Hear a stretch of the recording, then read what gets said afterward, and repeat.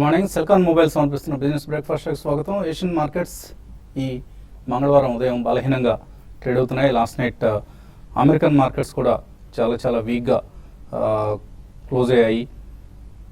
So August నెల చివరి రోజు కూడా యుఎస్ మార్కెట్స్ వీక్గానే క్లోజ్ అయ్యాయి. సో లాస్ట్ 3 yearsలో ఎన్నడూ లేనంతగా ఆగస్ట్ నెలలో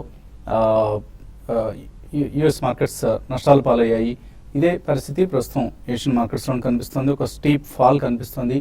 so China PMI manufacturing PMI data వీక్గా రావడంతో official manufacturing purchasing managers index అంటారు పిఎంఐ అంటే. సో ఇది 49.7% వచ్చింది. అంతకుముందు జూలైలో 50 ఉన్నది కాస్త ఇప్పుడు 49.9 అయింది. China's official manufacturing purchasing managers index. So ఈ వీక్నెస్ గ్లోబల్ మార్కెట్స్ మీద, ప్రత్యేకించి చైనా మార్కెట్ మీద ఎక్కువగా కనిపిస్తుంది. మనకు మోర్ దాన్ 3% నష్టంతో షాంఘై ఇండెక్స్ ట్రేడ్ అవుతుంది. సో చైనా గ్రోత్ నెంబర్స్తో పాటు యుఎస్ ఫెడ్ రేట్ హైక్ ఏదైతే అమెరికాలో వడ్డీ రేట్లు పెంచుతారు అన్న వార్తలు ఉన్నాయో అవి సెప్టెంబర్ 17న ఫెడ్ సమావేశంలో బహుశా రేట్స్ పెంచే అవకాశం ఎక్కువగా ఉంది అంటూ ఇప్పుడు ఎక్కువ మంది అభిప్రాయపడుతున్నారు. ఈ నేపథ్యంలో ఒకవేళ వడ్డీ రేట్లు పెరిగితే ఇతర ఎమర్జింగ్ మార్కెట్స్ మీద దీని ప్రభావం డెఫినెట్గా ఉంటుంది. అందువల్ల కూడా మార్కెట్స్లో కొంత వీక్నెస్ మనకు ప్రస్తుతం కనిపిస్తుంది. క్రూడ్ ప్రైసెస్ మళ్ళీ పెరిగాయి. సో 10% ఆల్మోస్ట్ లాస్ట్ 2 daysలో పెరగడం చూస్తున్నాం. బ్రెంట్ క్రూడ్ ఇప్పుడు $53 సమీపంలో ట్రేడ్ అవుతుంది. డైమెక్స్ క్రూడ్ కూడా $47 సమీపంలో ట్రేడ్ అవుతుంది. సో ఇది కూడా ఎమర్జింగ్ మార్కెట్స్ సంబంధించి కొంత నెగిటివ్ పరిణామం, ఎస్పెషల్లీ మన లాంటి కంట్రీస్కు, ఇండియా లాంటి కంట్రీస్కు. నిన్నే పెట్రోల్ డీజిల్ ప్రైసెస్ తగ్గిస్తూ ప్రభుత్వం నిర్ణయం తీసుకుంది. ఈలోగా మళ్ళీ మనం క్రూడ్ ప్రైసెస్ పెరుగుతున్నాయి కాబట్టి రాబోయే రోజుల్లో మళ్ళీ ఆ డెసిషన్స్ను రివ్యూ చేసుకునే అవకాశం ఉంటుంది, రివర్స్ చేసుకునే అవకాశం కూడా ఉంటుంది. అలాగే నిన్న వెలువడిన Q1 జీడిపి నెంబర్స్ చాలా డిసప్పాయింట్ చేశాయి. ఇన్ఫ్యాక్ట్ అందరూ అంచనా వేసిన దానికంటే తక్కువగా వచ్చే 7% గ్రోత్ రేట్ను సాధించగలిగింది Q1లో భారతీయ ఆర్థిక వ్యవస్థ. సో ఈ డేటా డిసప్పాయింట్ చేసింది. గవర్నమెంట్ రాబోయే రోజుల్లో మరింతగా డబ్బు స్పెండ్ చేస్తేనే, ఎందుకంటే గ్రాస్ వాల్యూ ఎడిషన్ చూసినా అలాగే జీడిపి డేటాను బట్టి చూసినా ప్రభుత్వం అనుకున్న విధంగా తన దగ్గర ఉన్న డబ్బుని ఖర్చు పెట్టలేకపోతుంది అన్నది కొంత మనకు అర్థమవుతోంది. సో ఆ ప్రభుత్వ వ్యయం పెరిగితేనే జీడిపి నెంబర్స్లో, అలాగే జీవీఏ, ఇప్పుడు అందరూ జీడిపి కంటే కూడా గ్రాస్ వాల్యూ ఎడిషన్కే ఎక్కువ ఇంపార్టెన్స్ ఇస్తున్నారు. సో జీవీఏ ఇంప్రూవ్ కావాలంటే ప్రభుత్వం మరింతగా తన దగ్గర ఏదైతే క్రూడ్ ప్రైసెస్ ఫాల్ వలన వచ్చిన బెనిఫిట్స్ కావచ్చు, లేదా ఇతర కమాడిటీ ప్రైసెస్లో వచ్చిన ఫాల్ వలన వచ్చిన బెనిఫిట్స్ కావచ్చు, వీటన్నిటిని ప్రభుత్వం పాస్ ఆన్ చేయాలి. ప్రభుత్వం ఖర్చు పెట్టి ఫిస్కల్ డెఫిసిట్ ఆఫ్ కోర్స్ తగ్గించుకునే ప్రయత్నంలో భాగంగా ప్రభుత్వం ఎక్స్పెండిచర్ తగ్గించుకుంటుంది. దానికంటే కూడా ఎక్స్పెండిచర్ని పెంచి ముందుగా జీడిపి నెంబర్స్, గ్రోత్ నెంబర్స్ని పెంచితేనే ఎకానమీకి అది పాజిటివ్ పరిణామం అవుతుంది. ఈ నేపథ్యంలో మళ్ళీ ఆర్బీఐ పాలసీ నుంచి వడ్డీ రేట్లు తగ్గించాలి అంటూ మరింతమంది ఎక్కువగా నినాదాలు చేస్తున్న సమయం. ఎందుకంటే అటు గ్రోత్ రేటు తగ్గుతూ ఇన్ఫ్లేషన్ తగ్గుతుంటే ఎకానమీకి మంచిది కాదు. సో ఇన్ఫ్లేషన్ తగ్గుతుంది కాబట్టి గ్రోత్ రేటు తగ్గుతున్న దాన్ని అరికట్టాలి, అరెస్ట్ చేయాలంటే జీడిపి పెరగాలి మళ్ళీ అనుకున్న విధంగా అంటే ఆర్బీఐ వడ్డీ రేట్లు తగ్గించాలన్న వాదన పుంజుకుంటుంది. సో మేబీ ఆర్బీఐ కనుక ఒకవేళ వడ్డీ రేట్లు తగ్గిస్తే డెఫినెట్లీ అది అటు స్టాక్ మార్కెట్స్కు ఇటు ఎకానమీ కూడా మంచిది అన్న అంచనాలు, ఆశావాదం ఇప్పుడు ఎక్కువగా కనిపిస్తున్నాయి. మరో విషయం గమనిస్తే మనం ఫారిన్ ఇన్స్టిట్యూషనల్ ఇన్వెస్టర్స్ బిహేవియర్ గమనిస్తే 550 కోట్ల రూపాయలు నిన్న మన క్యాష్ మార్కెట్స్లో ఎఫ్ఐఎస్ అమ్మడం చూసాం. డిఐఎస్ 479 crores వర్త్ స్టాక్స్ను కొనడం చూసాం. అండ్ ఎఫ్ఐఎస్ పుట్ ఆప్షన్స్ ఎక్కువగా తీసుకోవడం కూడా ఆప్షన్స్ మార్కెట్లో మనకు స్పష్టంగా కనిపిస్తుంది. ఇవన్నీ కూడా ఈక్విటీ మార్కెట్స్ ఒక నో ట్రేడ్ జోన్లో ఉన్నాయి. జాగ్రత్తగా ఉండాలి, క్యాష్ దగ్గర పెట్టి కూర్చోండి, డోంట్ బై అగ్రెసివ్లీ. సో మార్కెట్స్లో కొద్దిగా ఇంతకుముందుతో పోలిస్తే రేట్లు తగ్గుతున్నాయి కదా అని హడావుడిగా కొనుగోలు నిర్ణయం తీసుకోవద్దు. కేర్ఫుల్గా ఉండాల్సిన సమయం. మనం పదే చెప్తున్నాం కేర్ఫుల్గా ఉండాలి, అప్రమత్తంగా ఉండాలని. సో క్యాష్ దగ్గర పెట్టుకోండి. ఎప్పుడైనా వాల్యూ ఎస్బీఐ 200 రూపాయలకు రావాలని మీరు కోరుకుంటే వచ్చే సమయం కూడా ఇది. సో అటువంటి అంచనాలతో మార్కెట్స్ ప్రస్తుతం ట్రేడ్ అవుతున్నాయి కాబట్టి so best thing is to hold cash దగ్గర పెట్టుకోండి. బయింగ్ ఆపర్చునిటీస్ మనం అనుకున్న వాల్యూ, ఇంతకుముందు మనం ఇన్వెస్టర్ సమిట్స్లో కూడా చెప్పుకున్నాం ఫెయిర్ వాల్యూ అని. ఒకవేళ అటువంటి ఫెయిర్ వాల్యూ ఏదైనా మీకు కనిపిస్తే అక్కడ షేర్స్ కొనుక్కునే ప్రయత్నం చేయండి. డెఫినెట్గా లాంగ్ రన్లో ఉపయోగపడుతుంది. అండ్ మనం నిన్నే అనుకున్నాం మార్కెట్స్ గ్లోబల్ క్యూస్ గ్రిప్లో ఉన్నాయని చెప్పేసి. సో గ్లోబల్ క్యూస్ జాగ్రత్తగా ఫాలో అవుతూ ఉండాలి. గ్లోబల్ క్యూస్ ఆధారంగానే మార్కెట్స్ ప్రస్తుతం కదులాడుతున్నాయి కాబట్టి. అలాగే నిన్న మరొక పరిణామం కూడా మనం చూసాం. రిజర్వ్ బ్యాంక్ ఆఫ్ ఇండియా ప్రకటించింది 2 బ్యాంకుల్ని డొమెస్టిక్ సిస్టమాటికల్లీ ఇంపార్టెంట్ బ్యాంక్స్, అంటే ఈ 2 బ్యాంకులు అత్యంత కీలకం మన బ్యాంకింగ్ వ్యవస్థకి అంటూ ఎస్బీఐ, ఐసిఐసిఐ బ్యాంక్. సో ఈ రెండు కూడా they are perceived as banks that are too big to fail. ఇవి ఎంత పెద్ద బ్యాంక్స్ అంటే ఇక అవి ఫెయిల్ కావడం అనేది అసంభవం, అసాధ్యం. ఆ రెండు బ్యాంక్స్ ఫెయిల్ అయ్యాయంటే ఇండియన్ వ్యవస్థ కుప్పకూలినట్లు బ్యాంకింగ్ వ్యవస్థ అన్న ఉద్దేశంతో ఆర్బీఐ ఈ రెండు బ్యాంక్స్ని డిఎస్ఐబీస్ అంటూ ప్రకటించింది. సో స్టాక్ మార్కెట్స్ దృష్ట్యా కూడా ఇవి ఈ రెండు బ్యాంకులు అత్యంత కీలకమైన బ్యాంక్స్గా మనం గుర్తించాలి. సో ఎవరైనా బ్యాంకింగ్ రంగంలో ఎక్స్పోజ్ తీసుకోవాలంటే ముందుగా తీసుకోవాల్సింది రెండు బ్యాంక్స్ అనమాట. సో ఈ రెండు బ్యాంక్స్కి అటువంటి ప్రత్యేకత లభించింది. అది కూడా ఇవాళ న్యూస్ పేపర్స్లో వచ్చిన ప్రధానమైన ఒక హెడ్లైన్ వార్త. మార్కెట్స్ పరిస్థితి గురించి మాట్లాడేందుకు మనతో అనలిస్ట్ సిద్ధంగా ఉన్నారు. సో వీక్గా కనిపిస్తుంది. ఆగస్ట్ నెల హమయ అనిపించింది, ముగిసిపోయింది. సెప్టెంబర్ నెల ప్రారంభం వీక్గా ఉంది. సో తర్వాత అంటే సెకండ్ హాఫ్లో అయినా, సెప్టెంబర్ సెకండ్ హాఫ్లో అయినా మార్కెట్స్ రికవర్ అవుతాయి. ఫెడరల్ రేట్ హైక్ తర్వాత రికవర్ అవుతాయని అనుకుంటున్నారా? యా, బేసికలీ కన్సాలిడేషన్ ఎక్కువ జరుగుతుందండి. అంటే రికవరీ అంటే it can happen post September quarter results మనకి అక్టోబర్లో. సో ఈ నెక్స్ట్ 1 monthలో డెఫినెట్లీ కన్సాలిడేషన్ ఎక్కువ ఉంటుందండి. ఎందుకంటే ఈవెంట్ బేస్డ్ మంత్ ఇది. మనకి డొమెస్టికలీ చూసుకుంటే కూడా ఆర్బీఐ రేట్ కట్ ఉంటుందా లేదా, లేకపోతే ఫెడ్ రేట్ హైక్ ఉంటుందా సెప్టెంబర్లోనే, లేకపోతే డిసెంబర్ దాకా పోస్ట్పోన్ చేస్తారు. సో ఈ రెండు కూడా చాలా కీలకమైన అంశాలు. And September quarter results also will play a vital role అండి. So definitely I think post September results ఎప్పుడైతే వెలువడతాయో అప్పుడే మనకి మళ్ళీ ఒక ట్రెజెక్టరీ అండ్ ట్రెండ్ ఫామ్ అయ్యే అవకాశం ఉంది. సెప్టెంబర్ మంత్లో డెఫినెట్లీ సెల్ ఆన్ రైజే ఉంటుంది. ఎందుకంటే ఏ చిన్న వార్త ఎక్స్టర్నల్లీ ఆర్ ఈవెన్ డొమెస్టికలీ కొంచెం నెగిటివ్ న్యూస్ వచ్చినా I think it will only invite selling. మనకి జీడిపి గ్రోత్ చూసుకుంటే definitely the culprit has been agriculture అని అంటున్నారండి. ఎందుకంటే we had a deficit monsoon. Even August figures నిన్న వచ్చే ఆల్మోస్ట్ 20% డెఫిసిట్ ఆగస్ట్ మంత్కే. అండ్ ఓవరాల్గా చూసుకుంటే ఇప్పటిదాకా మనకి 16% డెఫిసిట్ త్రూఅవుట్ ద కంట్రీ అని చెప్పారు. సో ఇవన్నీ మనం పరిగణనలోకి తీసుకుంటే I think September month will definitely be only a consolidation month అండి. పోస్ట్ సెప్టెంబర్, అక్టోబర్ తర్వాత ఫెస్టివల్ సీజన్ కూడా కొద్దిగా ఉద్రిక్తం అవుతుంది కాబట్టి ప్రాబబ్లీ కన్జ్యూమర్ లైట్ స్పెండింగ్ అనేది కొంచెం ఎక్కువ అయ్యే అవకాశం ఉంది. ఈ లోపల బై ఛాన్స్ ఏదైనా సెప్టెంబర్లో మళ్ళీ పార్లమెంట్ రీకన్వీన్ అయ్యే జిఎస్టీ బిల్ కొద్దిగా ఊహాగానాలు ఎక్కువైతే మళ్ళీ డెఫినెట్లీ కొంచెం trajectory post September quarter results positive అయ్యే అవకాశం ఉంది. సో ఇవన్నీ మనం తీసుకుంటే మాత్రం నెక్స్ట్ 1 monthలో I think will get opportunities అండి. There can be a 5% correction on the index even from these levels. Almost మనం 7800 దగ్గర ఉన్నాం, 7879 దగ్గర.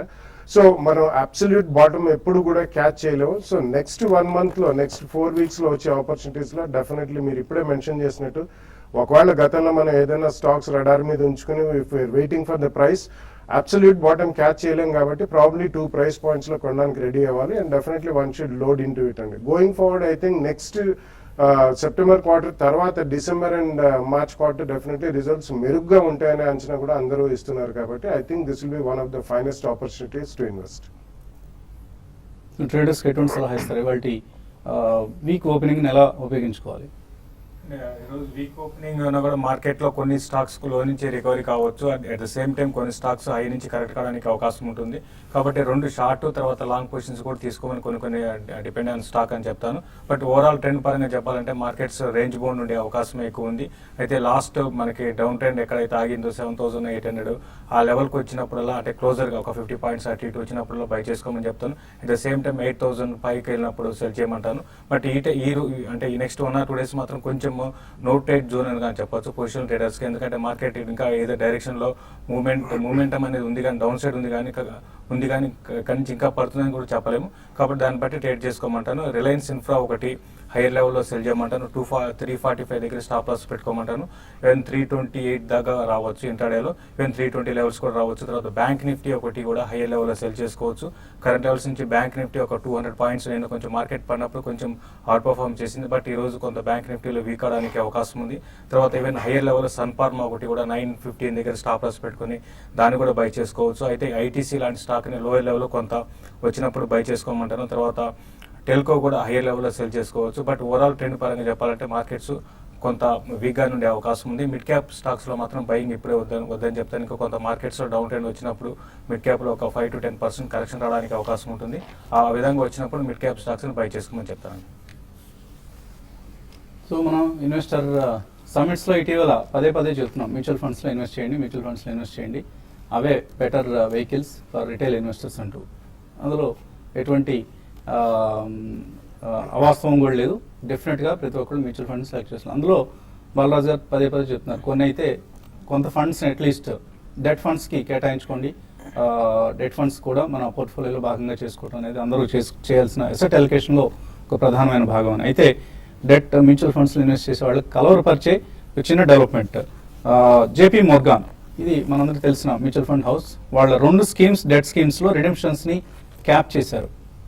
1% of total out standing యూనిట్స్లోనే redemptions తీసుకోవచ్చు అని. అంటే 100 యూనిట్స్ కనుక మన దగ్గర ఉంటే ఒక యూనిట్నే రిడెంప్షన్కి ప్రస్తుతం అలౌ చేస్తున్నారు. అంటే వాళ్ళ 2 ఫండ్స్ ఏవైతే ఉన్నాయో అవి India treasury fund, India short term income fund, ఈ 2 స్కీమ్స్లో రిడెంప్షన్స్ ప్రస్తుతానికి దాదాపుగా నిలిపివేసినట్లే. ఎందుకంటే వాళ్ళకి ఆమ్టెక్ ఆటో గ్రూప్ సంబంధించిన సెక్యూరిటీస్లో ఎక్కువగా ఇన్వెస్ట్ చేసాయి. 2 ఫండ్స్ కూడా almost more than 6% each scheme ఈ డెట్ ఫండ్స్లో డెట్ పేపర్స్ ఏవైతే ఆమ్టెక్ ఆటో ఉంటాయో వాళ్ళు కూడా ఎన్సీడీలు అటువంటి ఇష్యూ చేస్తుంటారు కంపెనీలు కూడా.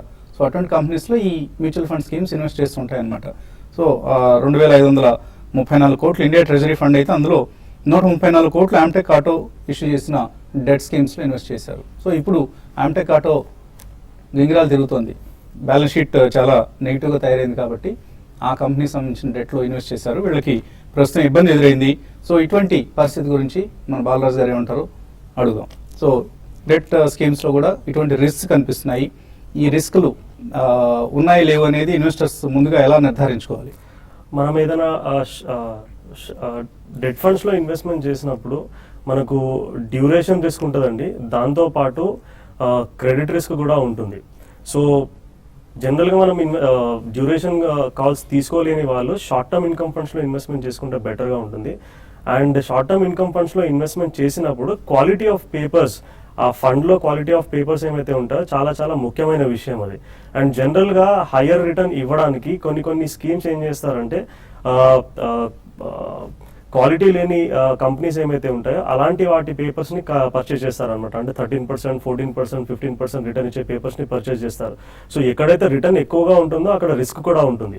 సో అందుకోసమే మనం షార్ట్ టర్మ్ ఇన్కమ్ ఫండ్స్లో ఇన్వెస్ట్మెంట్ చేసినప్పుడు ఆల్రెడీ ఎగ్జిస్టింగ్ ఫండ్స్ ఏమైతే ఉన్నాయో అట్లీస్ట్ ఒక 5 to 7 years నుంచి ఫండ్స్ ఏమైతే ఉన్నాయో అండ్ పర్ఫార్మెన్స్ డీసెంట్గా ఉంది, క్వాలిటీ మీద ఎటువంటి కాంప్రమైజ్ లేకుండా సెలెక్ట్ చేసే పేపర్స్ని, దాంతోపాటు అడెక్వేట్ కొలేటరల్ ఎవరైతే పెట్టుకుంటారో అలాంటి ఫండ్స్ ని సెలెక్ట్ చేసుకొని అలాంటి కంపెనీస్ ఎంచుకుంటే మంచిది. ఇలాంటి మనకు రిస్క్ ఏమైతే అంటే మనం లిక్విడ్ ఫండ్స్ లో ఇన్వెస్ట్ చేయడం చెప్తున్నాం. అవునండి. షార్ట్ టర్మ్ ఫండ్స్ ఏమైనా ఉంటే అందులో పార్క్ చేయండి, సేవింగ్స్ బ్యాంక్ కంటే బెటర్ రిటర్న్ వస్తుంది. లిక్విడ్ ఫండ్స్ లో కూడా ఇటువంటి రిస్క్ ఉందా? లిక్విడ్ ఫండ్ లో రిస్క్ ప్రాక్టికల్ గా ఒకేసారి వచ్చిందండి మనకు. 2008లో one of the fund has negative వచ్చింది. జనరల్ గా మనకు లిక్విడ్ ఫండ్ లో ప్రిన్సిపల్ కూడా 1 or 2 days కి ఎఫెక్ట్ అయింది. లిక్విడ్ ఫండ్ లో నెగిటివ్ రిటర్న్స్ రావడం అనేది only once in the entire history. నాకు తెలిసిన వరకు ఓన్లీ ఇన్ 2008 ప్రాబ్లం అయింది. గ్లోబల్ రెసిషన్ వచ్చినప్పుడు, లిక్విడిటీ క్రైసిస్ వచ్చినప్పుడు అయ్యింది. అండ్ దాని తర్వాత ఏ ఫండ్స్ లోనూ మనకు లిక్విడ్ ఫండ్స్ లో ఎనేవి నెగిటివ్ రిడెంప్షన్ ని ఆపేసే సందర్భాలు ఏమైనా కనిపించాయి? నాకైతే తెలియలేదు. ఎందుకంటే సడన్ గా మనం ఫ్రైడే రోజు అందులో లిక్విడ్ ఫండ్ లో పెట్టేసి సోమవారం రిడెంప్షన్ తీసుకుందాం అనుకుంటే ఆపేశారు అనుకోండి, అటువంటి పరిస్థితి రాదు. అందుకోసమే again reputation of the AMC also matters. ఆ ఏఎంసీ ఎంత పెద్దగా ఉంది అండ్ ఎన్ని సంవత్సరాల నుంచి ఉంది అండ్ ఏ విధంగా మేనేజ్ చేస్తున్నారు, వాళ్ళ ట్రాక్ రికార్డ్ ఏ విధంగా, ఇవన్నీ చూస్ చేసుకొని మనం ఇన్వెస్ట్మెంట్ చేసుకోవాలండి. ఇప్పుడు మనకు దాదాపు 42 ఏఎంసీస్ ఉన్నాయి. సో అందులో మనకు టాప్ ఒక 5-6 ఏఎంసీస్ ని చూస్ చేసుకొని అందులో ఇన్వెస్ట్మెంట్ చేసినప్పుడు ఇటువంటి ప్రాబ్లమ్స్ మనకి ఎరైజ్ అవ్వవు. ఎందుకంటే they are too big companies. అలాంటి బ్యాంక్స్ గురించి చెప్పుకున్నట్లుగా too big to fail. HDFC, ఆర్ఏ ఐసిఐసిఐ, ఆర్ఏ టెంపుల్టన్, రైట్. సో ఇటువంటి ఫ్రాంక్లిన్ టెంపుల్టన్ లాంటివి ఇలాంటి ప్రాబ్లమ్స్ వచ్చినప్పటికీ కూడా company will pitch in and put in their money. వాళ్ళ డబ్బులు ఇచ్చి వాళ్ళు ఫండ్స్ రిడమ్షన్ కి ఏర్పాటు చేస్తారు తప్ప చిన్న ఏఎంసీస్ లో మనం స్పెషల్లీ ఇప్పుడు మనం చూస్తున్న జేపీ మోర్గాన్, ఇది కూడా ఫండ్ సైజ్ పెద్దగా కనిపిస్తుంది. ఒక స్కీమ్ లో 2964 కోట్లు ఉన్నాయి, మరో స్కీమ్ లో 2534 కోట్లు. స్మాల్ స్కీమ్స్ ఇవి కూడా. స్కీమ్స్ స్మాల్ కాదు కానీ కంపెనీ వైజ్ చూసుకుంటే వాళ్ళు అంత క్యాపిటల్ ఇన్ఫ్యూజ్ చేయగలుగుతారనేది క్వశ్చన్ మార్క్. ఇప్పుడు కొన్ని బ్యాంక్ రిలేటెడ్ ఏఎంసీస్ ఉన్నాయనుకోండి, సో ప్రాబ్లం వచ్చినా కానీ పేరెంట్ విల్ కప్పిచ్చిన్ and put in the money. So అలాంటి ప్రాబ్లమ్స్ పెద్ద ఏఎంసీస్ ఉండవు. సో ఎందుకు వచ్చిన బెడదరా బాబు ఇదంతా అనుకుంటే మామూలుగానే బ్యాంక్ ఫిక్స్డ్ డిపాజిట్ లో వెళ్ళటమే సేఫెస్ట్ అవుతుంది. This is one of scenario అండి, but benefits are far higher than risk. Risk అంటే కొద్దిగా బ్యాంక్ లో పెట్టుకోవాలి, కొద్దిగా డెట్ మ్యూచువల్ ఫండ్స్ లో కూడా పెట్టుకోవాలి. It's always better. Okay. So anyway ప్రపంచం అంతా కూడా ప్రమాదాలమయం. ఎక్కడికి వెళ్ళినా ఏదో ఒక ప్రమాదం ఉంటూనే ఉంటుంది. ప్రమాదం జరుగుతుంది కదా అని బస్సు ఎక్కడ మానేస్తాం మనం, అలాగే విమానం ఎక్కడ మానేస్తామా? అటువంటిదే ఇన్వెస్ట్మెంట్ కూడా.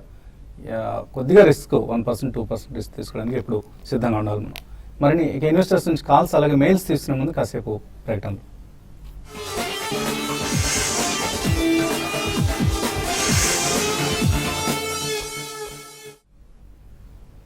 సిల్కాన్ మొబైల్ సమర్పిస్తున్న బిజినెస్ బ్రేక్ఫాస్ట్ షోకి తిరిగి స్వాగతం. కాలర్స్ లైన్లో ఉన్నారు. ఫస్ట్ కాలర్ జగదీష్ హైదరాబాద్ నుంచి. హలో హలో అడగండి జగదీష్. హలో, అది జగదీష్ అండి, హైదరాబాద్ నుంచి. అడగండి. SBI equity fund SBI life లో కట్టానండి. అది 66 ఉంది ఎన్ఏవి కరెంట్లీ, యూనిట్ +2. అది అంటే ఇప్పుడు నేను యాక్చువల్ గా 2 years నుంచి కట్టట్లేదు, విత్డ్రా అయిపోదాం అనుకుంటున్నాను. ఇది విత్డ్రా అయిపోయడం కరెక్ట్ టైమా కాదా అని. ప్రాఫిట్ లో ఉన్నారా, లాస్ లో ఉన్నారా? ప్రాఫిట్ లోనే ఉన్నాను. అంటే క్యాలిక్యులేట్ చేస్తే 11% వచ్చింది నాకు. ఓకే, ఎప్పుడు తీసుకున్నారండి? 2 years నుంచి విత్డ్రా. 2 years నుంచి మీరు పాలసీ ఎప్పుడు తీసుకున్నారండి? 3 years నుంచి కడుతున్నాను. 3 years కట్టారు. 6 years కట్టాను, 2 years నుంచి డిస్కంటిన్యూ చేశాను. Okay okay. సో మీరు ఫస్ట్ చేయాల్సింది ఏంటంటే మీరు కస్టమర్ కేర్ కి కాల్ చేసి మీ ఫండ్ వాల్యూ, సరెండర్ వాల్యూ ఒకటైనా కనుక్కోండి. ఒకవేళ సరెండర్ వాల్యూ కనుక ఫండ్ వాల్యూ కంటే తక్కువగా ఉంటే, అంటే 3-4% తక్కువగా ఉన్నా కానీ మీరు బయటకు వచ్చేయడం మేలు. అండ్ ఒకవేళ సరెండర్ పెనాల్టీ కనుక ఎక్కువగా ఉందనుకోండి, జస్ట్ 10%, 15% కానీ అలా ఉంటే, ఎప్పుడు సరెండర్ వాల్యూ మన సరెండర్ పెనాల్టీ తగ్గిపోతుందో అప్పుడు బయటకు వస్తే మంచిదండి. ఇందులోంచి ఇప్పుడు బయటికి రావడానికి వీలైతే ఈ అమౌంట్ తీసేసి మీకు నెక్స్ట్ 4-5 years వరకు డబ్బులు అవసరం లేకపోతే ఈక్విటీ మ్యూచువల్ ఫండ్స్లో ఇప్పుడు ఇన్వెస్ట్మెంట్ చేసుకుంటే మీకు మంచి రిటర్న్స్ రావడానికి అవకాశం ఉంటుంది. తర్వాత కలర్ శ్రీశైలం నుంచి మల్లికార్జున్. హలో హలో అడగండి మల్లికార్జున్. సార్ నమస్తే సార్. నమస్తే. బాలాజీ గారు సార్ ఒక question sir. SBI life insurance లో శుభ్ నివాస్ అని ఒకటి ఉంది sir policy. Okay, Shubh Nivas sir, unit link అండి అది. ఎస్బీఐ లైఫ్ ఇన్సూరెన్స్ లో శుభ్ నివాస్ అనేది సార్, అది ఇయర్లీ 1 time కడుతుంటే 15 years కడితే కన్నా 36 వస్తుందని ఏదో చెప్పారు సార్, అందుకనే కాల్ చేశాను డాక్టర్. ఎన్ని సంవత్సరాలు పే చేశారు? అది ఇంకా చేయలేదు సార్, ఇంకా దాంట్లో తీసుకోవాలని ప్లాన్. అట్లా ఇయర్లీ 1 lakh అట్లా కడితే 15 years కి 36 అట్లా వస్తుందని చెప్పారు. అట్లా అందుకనే దానికి అట్లా ఇన్సూరెన్స్ గానీ ఏదో 30 డబుల్ వస్తుందని చెప్పారు అన్న. మీరు సంవత్సరానికి 1 lakh కడితే 15 years తర్వాత 36 lakhs వస్తాయండి అని ఏజెంట్ చెప్పుంటారు. అందులో ఎటువంటి ఆయనకి తెలీదు, కంపెనీ కూడా ఎటువంటి భరోసా ఇవ్వదు, కానీ మధ్యలో ఏజెంట్స్ చెప్తారు ఇంత కడితే ఇంత వస్తుందని చెప్పేసి. ఒకవేళ మనం ₹1,00,000 15 సంవత్సరాలు కడితే 36 lakhs అయిందంటే దాదాపు మనకు 11.5%, 11.6% రిటర్న్ వస్తే కానీ మనకు అంత అమౌంట్ అక్యుములేట్ అవ్వదండి. అండ్ జనరల్గా మనకు ఇన్సూరెన్స్ కావాలి అని అంటే టర్మ్ ఇన్సూరెన్స్ ద్వారా తీసుకొని ఆ బ్యాలెన్స్ అమౌంట్ వచ్చేసి మనం వేరే దగ్గర ఇన్వెస్ట్మెంట్ చేసుకుంటే మనకు ఫ్లెక్సిబిలిటీ ఉంటుంది, లిక్విడిటీ ఉంటుంది. మనము ఎటువంటి లాకిన్ లేకుండా ఒక ప్రోడక్ట్లో అండ్ ఆ ప్రోడక్ట్ పర్ఫార్మెన్స్ పైన డిపెండ్ అవ్వకుండా ఉంటాం మనం. సో మీకు ఇన్సూరెన్స్ కవర్ కావాలి అంటే టర్మ్ ఇన్సూరెన్స్ తీసుకోండి. ఆ బ్యాలెన్స్ అమౌంట్ వచ్చేసి 50% వేసుకున్నా కానీ, ఇప్పుడు 15 years అంటున్నారు కాబట్టి 50% పీపీఎఫ్లో వేసుకొని 50% ఈక్విటీ మ్యూచువల్ ఫండ్స్లో ఎస్ఐపి ద్వారా ఇన్వెస్ట్మెంట్ చేసుకుంటే it will give you much more returns and much more flexibility then your existing plan అండి. సో కట్టకండి, ఆ శుభనివాస్ కాదు, అది అశుభం అయిపోతుంది తర్వాత మీకు. డెఫినెట్గా ఎటువంటి స్కీమ్ జోలికి వెళ్ళకండి. ఏజెంట్లు వాళ్ళ కమిషన్ కోసం మిమ్మల్ని ప్రలోభ పెడుతూ ఉంటారు, మిమ్మల్ని మాయ చేస్తూ ఉంటారు, ఇంత కడితే ఇంత వస్తుందని చెప్పేసి. అట్లా ఏ ఇన్సూరెన్స్ కంపెనీ కూడా గ్యారంటీ ఇవ్వదండి. ఈ మధ్యలో ఏజెంట్లు చెప్పే కబుర్లు ఇవి. సో నమ్మి మోసపోకండి, మీ డబ్బుని మంచి పెర్ఫార్మింగ్ మ్యూచువల్ ఫండ్స్లో పెట్టుకోండి. వెంకట్ మెయిల్ పంపించారు. సుందరం ఫైనాన్స్ 1150లో హోల్డ్ చేస్తున్నారట సుమారుగా ఏడాదిగా. ఏం చేయాలి, దీన్ని హోల్డ్ చేయొచ్చా, అమ్మేసుకోవచ్చా? హోల్డ్ చేయమని చెప్తాను. It's very strong NBFC, especially Sundaram గ్రూప్కి చెందింది. అండ్ ఇతరత్ర వాళ్ళకి ఇన్సూరెన్స్ బిజినెస్ కానివ్వండి, ఎన్బిఎఫ్సి అపార్ట్ వేరే బీపీఓ అన్ని కూడా అందులోనే ఉన్నాయి. కాబట్టి sum of the parts valuation అంటారు. So definitely it's a very good company, hold it. Jai Srinivas అడుగుతున్నారు. ఐనాక్స్ విండ్ కొన్నారట ₹392, హోల్డ్ చేయొచ్చా, యావరేజ్ చేసుకోవచ్చా? ఇక్కడ ఐనాక్స్ విండ్ అయితే మీరు హోల్డ్ చేయండి అండి. యావరేజ్ కొంచెం వెయిట్ చేయండి, మిడ్ క్యాప్ లో కొంత కరెక్షన్ వస్తుంది. బట్ రిజల్ట్ పరంగా చాలా ఎక్సలెంట్ రిజల్ట్ ఇవ్వడం జరిగిందండి ఐనాక్స్ విండ్. కాబట్టి మీరు 340 ఆ లెవెల్స్కి వచ్చినప్పుడు యావరేజ్ చేసుకోండి. బట్ మీరు లాంగ్ టర్మ్ కోసం మాత్రం హోల్డ్ చేయమని చెప్తాను. లాంగ్ టర్మ్ కోసం సుబ్బయ్య అడుగుతున్నారు, సుప్రీం ఇన్ఫ్రా కొందాం అనుకుంటున్నారు, ఈ రేట్లో కొనుక్కోవచ్చా? ఇన్ఫ్రా కొద్దిగా దూరంగా ఉంటేనే మేలండి. Definitely I think you should invest in NBFCs, housing finance companies, mid cap IT and pharma are even the front lines. So కొంచెం ఇన్ఫ్రా 1 or 2 quarters దాకా అవాయిడ్ చేస్తే బెటర్. జస్ట్ డయల్ 850 ఉంది, ఇప్పుడు ఈ రేట్లో కొనుక్కోవచ్చా? రామారావు అడుగుతున్నారు. జస్ట్ ఇయర్ అయితే కొంత రీసెంట్ లో బాగా 50% కరెక్ట్ అయిందండి స్టాక్. ఇంకా కొంత వీక్ అవడానికి అవకాశం ఉంది. బట్ దీనికన్నా వేరే స్టాక్ ని మీరు తీసుకోవడం బెటర్ అండి. దీన్ని కొంచెం అవాయిడ్ చేయమని చెప్తాను. రవి ఒరిస్సా నుంచి 10,000 రూపాయలు ఎస్ఐపి చేస్తారట మ్యూచువల్ ఫండ్స్ లో. ట్యాక్స్ సేవింగ్ ఏ స్కీమ్స్ నేను రికమెండ్ చేస్తారు? మీరు రిలయన్స్ ట్యాక్స్ సేవర్ కన్సిడర్ చేయొచ్చు అండి. Axis long term equity fund consider చేయొచ్చు. ఈ రెండిట్లో మీరు 5,000 ఇన్వెస్ట్మెంట్ చేసుకుంటే యాక్సిస్ లాంగ్ టర్మ్ ఈక్విటీ వచ్చేసి large cap oriented fund and Reliance tax saver predominantly mid cap oriented fund. ఒక బ్యాలెన్స్డ్ వేగా ఉంటుంది, మీకు మంచి రిటర్న్స్ రావడానికి కూడా ఛాన్స్ ఉంటుంది. లక్ష్మణ్ అడుగుతున్నారు, కావేరీ సీడ్స్ 620 రూపాయలు కొన్నారు, 5 years హోల్డ్ చేస్తారట, 10% ప్రాఫిట్ వస్తే చాలట. I think you can hold అండి. అంటే రీసెంట్లీ రిజల్ట్స్ అంత ఆశాజనకంగా లేవని ఈ quarter results and first quarter is the best quarter for seed company. So currently average చేయొద్దు, ఎందుకంటే నెక్స్ట్ 1 or 2 quarters అంత అమేజింగ్ రిజల్ట్స్ ఉండవు. బట్ 5 years అంటారు కాబట్టి ఉంచండి. నెక్స్ట్ 1 or 2 quarters అయిన తర్వాత స్టెబిలిటీ వచ్చినప్పుడు you can buy at the second price point. Vasundhara అడుగుతున్నారు, ఎస్ఐపి చేద్దాం అనుకుంటున్నారు, 20 years పాటు చేస్తారట. ఒకే ఫండ్లో కంటిన్యూస్గా 20 సంవత్సరాలు చేస్తే బెటర్, లేకపోతే ఫస్ట్ 10 years ఒక ఫండ్లో, తర్వాత 10 సంవత్సరాలు మరొక ఫండ్లో ఇన్వెస్ట్ చేయడం బెటరా? ఒకే ఫండ్ మనకు 5 సంవత్సరాలు కూడా కంటిన్యూగా కన్సిస్టెంట్గా పర్ఫామ్ చేస్తుందనే గ్యారంటీ ఉండదండి. ఇప్పుడు మనకు కొన్ని ఫండ్స్ ఉన్నాయి లాస్ట్ 20 yearsగా కన్సిస్టెంట్గా పర్ఫామ్ చేశాయి. కన్సిస్టెంట్గా పర్ఫామ్ చేసినప్పటికీ కూడా అడపదడప 1-2 సంవత్సరాల్లో అండర్ పర్ఫార్మెన్స్ కూడా రావడానికి ఛాన్స్ ఉంటుంది. అందుకోసమే మనం మ్యూచువల్ ఫండ్స్లో ఇన్వెస్ట్మెంట్ చేసినప్పుడు ఒక చక్కని పోర్ట్ఫోలియో క్రియేట్ చేసుకొని ప్రతి సంవత్సరం రివ్యూ చేసుకోవాలండి. సో ఒక మంచి పోర్ట్ఫోలియో కావాలంటే ఒక 4 నుంచి 6 ఫండ్స్లో ఇన్వెస్ట్మెంట్ చేసుకొని మనం ఇన్వెస్ట్మెంట్ చేసిన తర్వాత ఒక సంవత్సరం తర్వాత మనం రివ్యూ చేసుకోవాలి. మనం ఇన్వెస్ట్మెంట్ చేసిన ఫండ్స్ మనం అనుకున్నట్టు పర్ఫామ్ చేస్తున్నాయా లేదా, ఏదైనా 1-2 ఫండ్స్ పర్ఫామ్ చేయకపోతే ఆల్టర్నేటివ్గా బెటర్ పర్ఫార్మింగ్ ఫండ్స్ ఏమున్నాయి చూసుకొని దానికి స్విచ్ చేసుకోవాలి. సో అట్లా ఒక ఫండ్లో ఇన్వెస్ట్మెంట్ చేసి 5, 10, 20 సంవత్సరాలు వదిలిపెట్టడానికి వీలు ఉండదండి. ఎప్పటికప్పుడు రివ్యూ చేసుకుంటూ ఉండండి. 55 సంవత్సరాలు శ్రీరామ్ వయస్సు, ఆయన 12 లక్షల రూపాయలు బ్యాంక్ ఎఫ్డీస్లో ఉన్నాయి. మంత్లీ రెగ్యులర్ ఇన్కమ్ ఇచ్చే, ఎఫ్డీ ఇంట్రెస్ట్ కంటే ఎక్కువ ఇన్కమ్ ఇచ్చే స్కీమ్స్ రికమెండ్ చేయమంటారు మ్యూచువల్ ఫండ్స్లో? ఓకే, ఇప్పుడు మనకు రీసెంట్గా మనకు నెగిటివ్ న్యూస్ విన్నాము షార్ట్ టర్మ్ ఇన్కమ్ ఫండ్ది. కాకపోతే మంచి ఫండ్స్ కూడా ఉన్నాయండి మార్కెట్లో. కన్సిస్టెంట్గా లాస్ట్ 8-10 years నుంచి కూడా రిటర్న్స్ మంచిగా ఇచ్చాయి, డీసెంట్ పర్ఫార్మెన్స్ ఇచ్చాయి. మీరు 12 లక్షలు కనుక ఎఫ్డీలో ఏమైతే ఉందో మీరు ట్యాక్స్ ల్యాబ్లో కనుక రాకపోతే ఎఫ్డీలోనే పెట్టి మీరు తీసుకోవచ్చు. లేదంటే మీరు దాన్ని 10% స్లాబ్లో ఉన్నా కానీ, ట్యాక్స్ స్లాబ్లో లేకపోయినా కానీ డెట్ మ్యూచువల్ ఫండ్లో ఇన్వెస్ట్మెంట్ చేసుకోవచ్చు. 10-20% స్లాబ్లో ఉన్నా కానీ ఫస్ట్ దాన్ని మీరు 12 lakhsని మీరు డెట్ మ్యూచువల్ ఫండ్లో ఇన్వెస్ట్మెంట్ చేసుకొని మీకు మంత్లీ ఎంత అయితే కావాలో దానికి సిస్టమాటిక్ విత్డ్రాల్ ప్లాన్ ఆప్షన్ అంటాం. సో ఈ ఎస్డబ్ల్యూపీ ఆప్షన్ పెట్టుకున్నప్పుడు ప్రతి నెల మీ బ్యాంకుకి అమౌంట్ వచ్చి చేరుతుంది ఒక పెన్షన్ లాగా. అండ్ దీనిపైన ఓవరాల్గా ట్యాక్స్ పే చేసినా కానీ చాలా చాలా తక్కువగా ఉంటుందండి ఫిక్స్డ్ డిపాజిట్ కంపేర్ చేస్తే. దీనికి మీరు Templeton India short term income fund, Birla Sun Life medium term plan and ICICI Prudential regular savings fund, ఈ మూడిట్లో స్ప్రెడ్ చేసి ఇన్వెస్ట్మెంట్ చేసుకోవచ్చు. ఇది ఇవాల్టి సెల్కాన్ మొబైల్స్ సమర్పించిన బిజినెస్ బ్రేక్ఫాస్ట్. మధ్యాహ్నం స్మార్ట్ ఇన్వెస్ట్లో మళ్ళీ కలుద్దాం.